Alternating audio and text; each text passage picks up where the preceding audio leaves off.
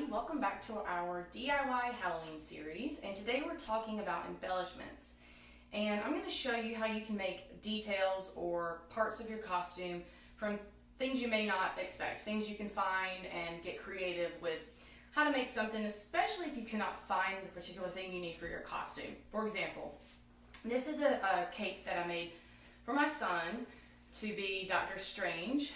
This was last year, I think. And I could not find an affordable option for these gold medallions that were on the cape. And so I ended up finding, it was around Halloween, obviously, and I found these really big plastic pumpkin placemats. And they were really cool, and they had some really neat cutouts and everything. So I got those, and I basically took an X-Acto and I cut out a shape and spray painted those gold and added them to the cape, and it really turned out well, especially from a distance, which is the majority of what we need for costumes. So the second one I wanted to show you is, and now these costumes are very beat up. My kids wear them. Sometimes I use one costume for the next year to turn it into something else. So they're pretty torn up, but I'm going to show it anyway.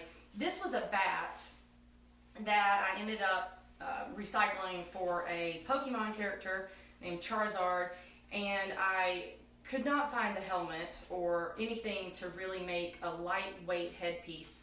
So I ended up buying a dinosaur mask or helmet and cutting the snout off, and it's a really lightweight foam that I added some felt and some other pieces of foam that I painted for the eyes and the little flames, and then some stuffed felt and fabric ears.